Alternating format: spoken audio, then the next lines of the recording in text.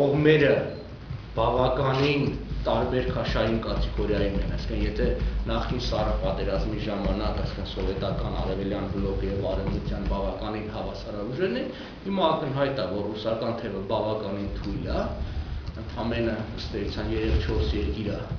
Ռուսաստանի հետ եւ ամբողջ արևմուտքը որ շատ ավելի ուժեղ է։ Իմ կարծիքով Ուկրաինան պարզապես դարձել է այն դիզակետը, պայքարի այն հիմնական խաթերապետը, որտեղ այսօր արևմուտքն ու արևելքը կամ արևմուտքն ու Ռուսաստանը մեր տեսած նշում են իրենց շահերը։ Երկու կողմերի համար էլ պարզ է, որ Ուկրաինայի ճակատագրից շատ բան է կախված։ Մեզ համար էլ Ուկրաինայի ճակատագրից շատ բան է կախված, երկու առումով։ Մեկը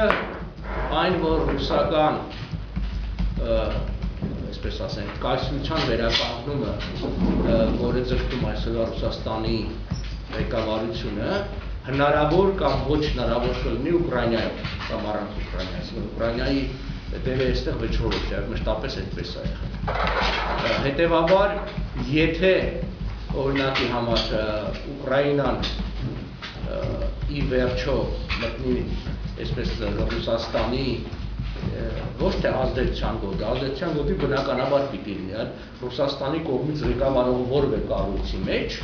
բնականաբար մյուս բոլոր երկրներն էլ նույն ճակատագիրն են սպասում։ Եթե ոչ,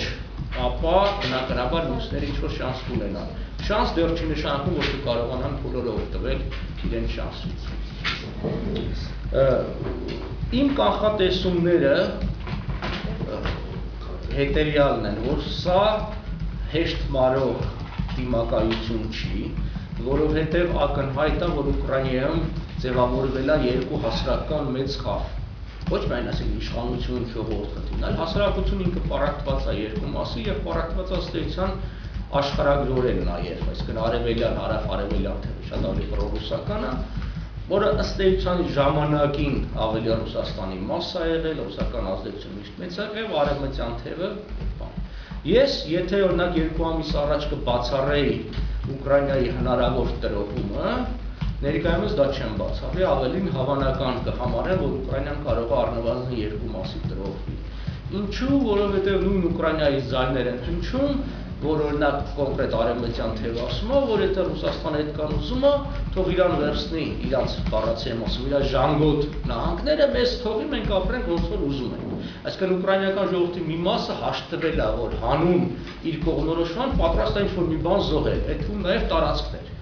Նաև այստեղ խնդիրն այն է, որ երկու կողմերը, այսինքն մեծ առումով արևմուտք արևելք, հասկանում են, որ եթե ամբողջությամբ Ուկրաինան այսպես իրանցով անեն, լուրջ խնդիրներ են ունենում։ Արևմուտքը հասկանում է, որ միասնական Ուկրաինա չկա, հետևաբար միասնական պրոարևմտյան Ուկրաինա չի լինի, ինքը միշտ խնդիր է ունենալու այս արևելքի ռուսների, ռուսախոսների հետ։ Ռուսաստանն էլ լավ է հասկանում, որ էլի միասնական Ուկրաինա չկա, հետևաբար ինքը չի կարող ունենալ միասնական պրոռուսական Ուկրաինա։ Այսինքն թվում է, որ կարող է ի վերջո գա այն տարբերակը, որ կողմերը